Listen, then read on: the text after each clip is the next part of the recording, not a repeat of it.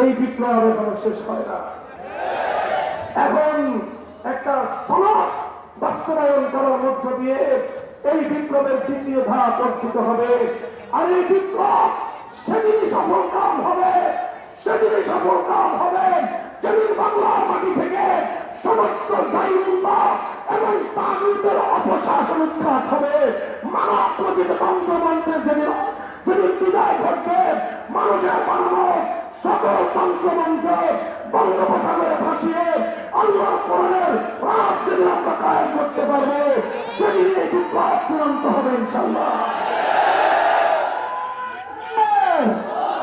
নারায়ে তাকবীর, সাল্লাল্লাহু আলাইহি ওয়া সাল্লাম।